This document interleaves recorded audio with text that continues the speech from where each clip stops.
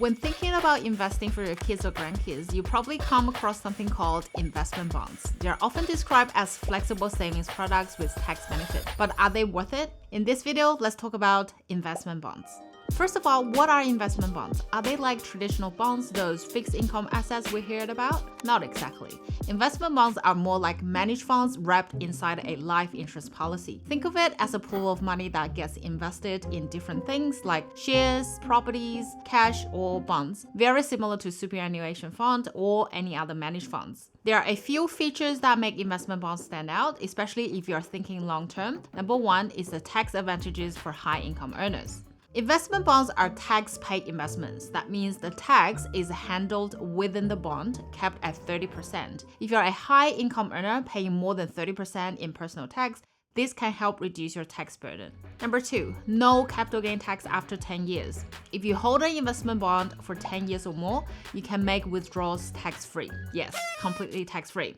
But there are some requirements. Number one is the 10-year rule. You must hold the bond for at least 10 years to avoid tax on withdrawals.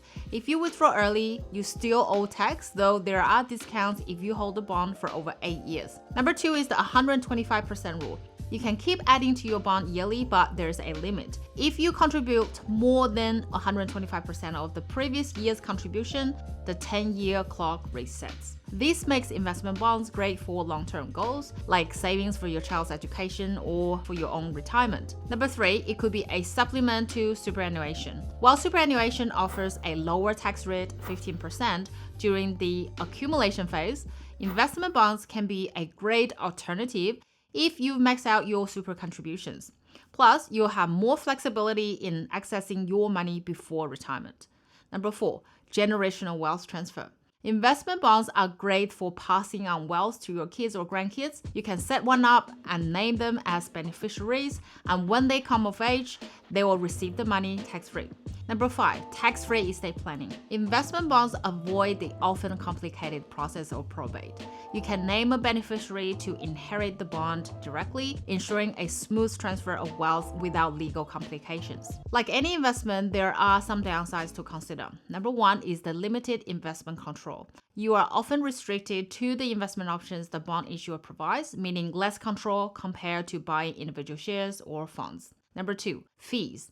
Management fees for investment bonds tend to be higher than those for index funds, which can reduce returns over time. Number three, 10-year commitment. The 10-year rule can be a benefit, but also a limitation. You could face a tax liability if you need access to your money earlier.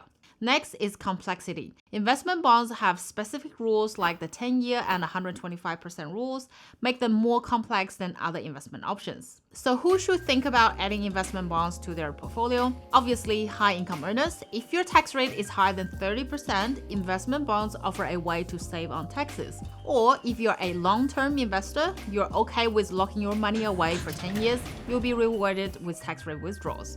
Or parents saving for education costs, want to build a college fund for your kids or grandkids, investment bonds could be a solid option. Or you have maxed out super contributions. If you hit the limit on super contributions, investment bonds offer another tax-friendly place to grow your money. Lastly, estate planners. They're also a useful tool for passing on wealth without the hassle of probate. You can transfer the bond to your children or grandchildren without tax consequences. So what do you think?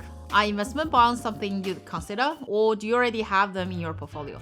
Let me know in the comments below. My name's Irene. I'll see you next week. Bye.